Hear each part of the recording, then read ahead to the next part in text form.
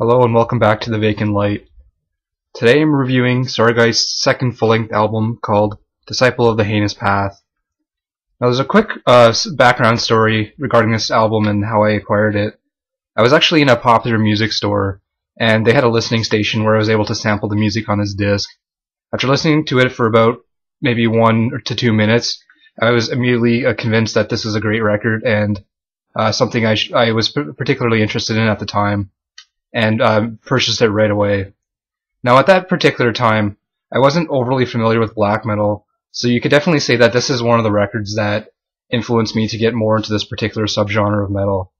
So needless to say, before I even get into the details of this album, this for me is an influential album and one of the reasons I even listen to this type of music and review it on this channel.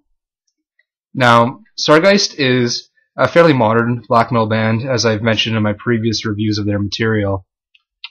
Now, this album is particularly well thought out and well constructed.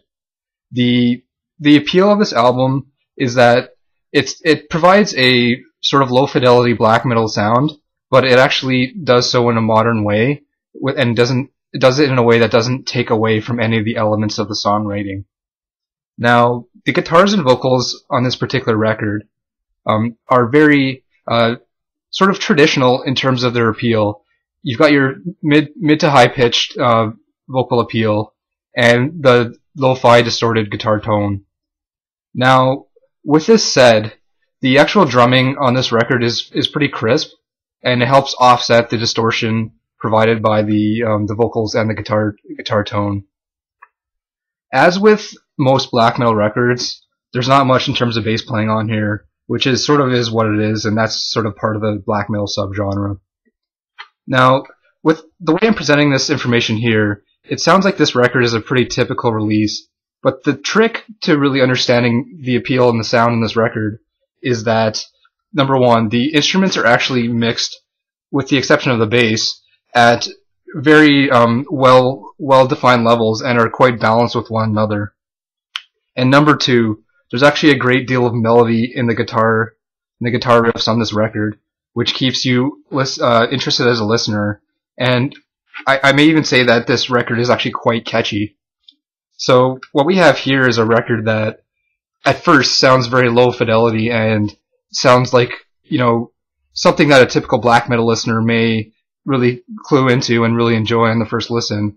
But as you listen to this record more and more, what you'll actually find is that there's actually quite a great deal of balance here, which keeps this record very interesting over a long period of time.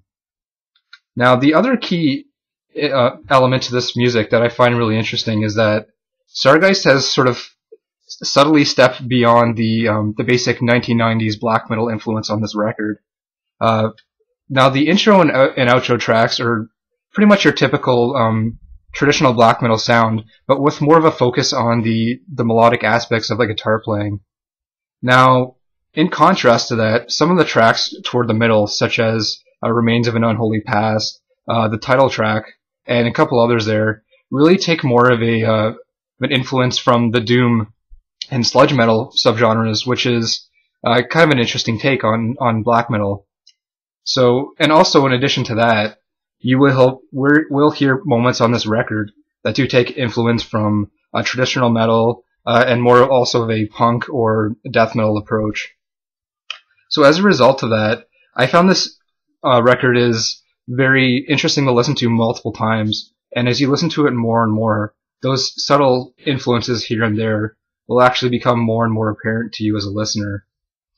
And the other key point is that the distortion on the guitars and the vocals, it never actually gets to the point where it's so distorted that it's irritating to people who typically enjoy metal, and not even necessarily black metal fans. So overall, I definitely like to recommend this record to anyone who's, number one, a fan of black metal, or number two, likes music that, can take tradition and apply its own little spin to it.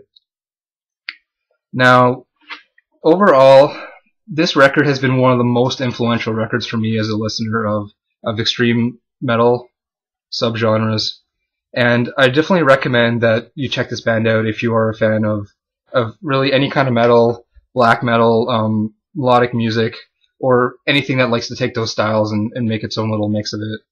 So overall, this for me is one of my favorite albums of all time, and I would recommend this to anybody who likes metal.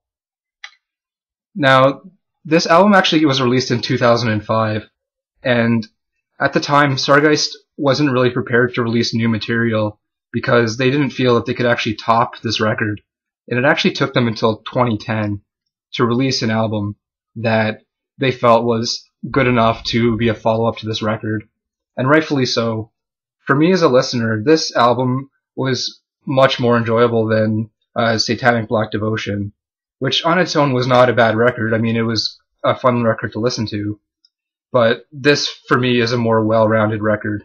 And that subtlety to its approach really adds a lot on repeated listens. So thanks a lot for watching this review, and I am planning on reviewing the follow-up to this record called Let the Devil In, released in 2010. So keep your eyes peeled on the channel here for that review coming soon. Thanks a lot, and goodbye.